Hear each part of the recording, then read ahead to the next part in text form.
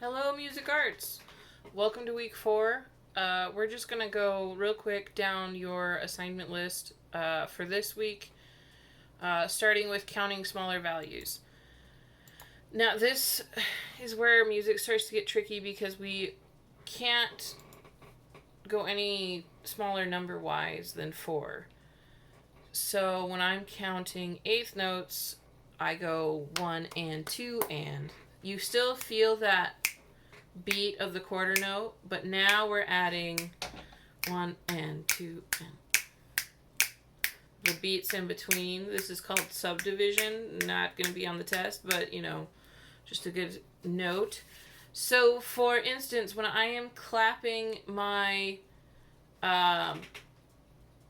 rhythms at the bottom, I'm going to keep a steady beat with my foot or on my chest or whatever, just to kind of let me know, hey, this is how fast or slow this goes. The first one sounds something like 1, 2, and 3, 4. 1, 2, 3, and 4. 1, 2, 3, 4, and 1, and 2, 3, 4. And I did mess up the last measure just a little bit. Good luck to you guys. Hopefully you do better. 16th notes are a little trickier. In order to clap them even at this tempo, 1E and a 2E and a 3E and a 4E and can be tricky, so I do encourage that for that next part you pat or maybe alternate snap. It's up to you. It sounds like this. 1, 2, 3, 4, 1E and a 2, 3, 4, 1E and a 2, 3, 4, 1, 2, 3, 4. The reason that we go 1E and a is because an eighth note goes 1 and it takes 2/16 to make an eighth. So we gotta fit a sound between 1 and. Another way to count these is using foods. So let's say we use jam for quarter notes, jello for eighth notes, and huckleberry for 16th notes. So instead of going 1, 2, and 3, 4, we can go jam, jello, jam, jam. This works for any sort of syllable words as long as they're the correct number of syllables. Same thing with measure 2 on number 2. Huckleberry, jam, jam, jam. Let me know if this is a struggle for you. We're just going to go on real quick. So counting smaller values, mixing it up.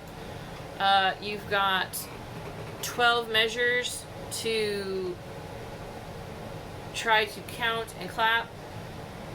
Again, not looking for the world here. If you're going to go jam, jam, jello, jam, 1, 2, 3, 4, that's up to you. If you want to count it out, 1, 2, 3, and 4, 1, 2, 3, 4, 1, 2, and 3, 4, 1, 2 and a 3, 4. That's also viable. I'm not looking for perfection here, just trying to see if you can count the differences. Going on, create your own rhythm. This one's going to be kind of anything goes. You can use a quarter rest, a quarter note, a pair of eighth notes, or a group of 4 16th notes. These all take one space or one beat when put together. The half note and the half rest take 2 beats or 2 blanks. So if I have a blank here and a blank here, and I put my half note in this first one, this second one is immediately taken away because it'd be like trying to fit an elephant into a closet. It doesn't fit. It needs the space. Enough of your sass. And the last but not least, the whole note. This takes 4 seats,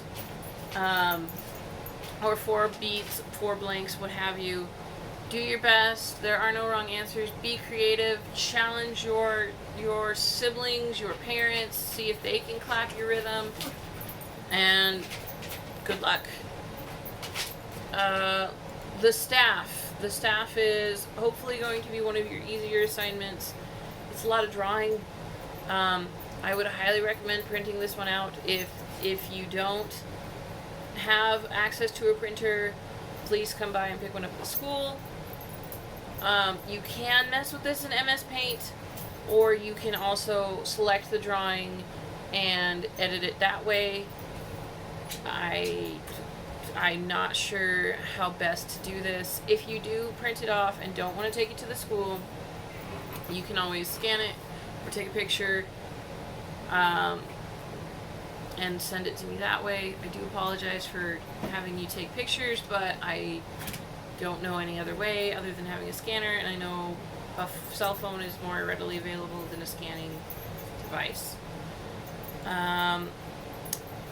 So you draw the staff, which is 5 horizontal lines. Horizontal is like your floor, vertical is like your walls, so just remember that. And they're parallel, and parallel means they don't touch.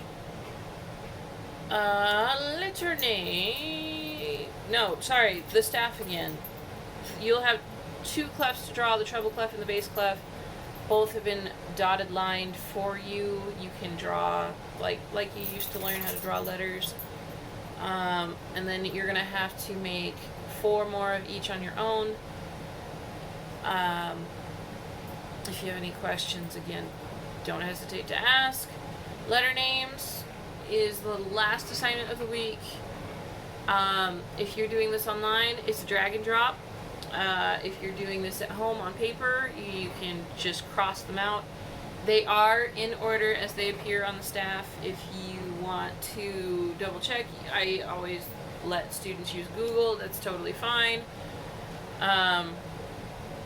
But you just want to drag the word on top of the correct line or into the correct space.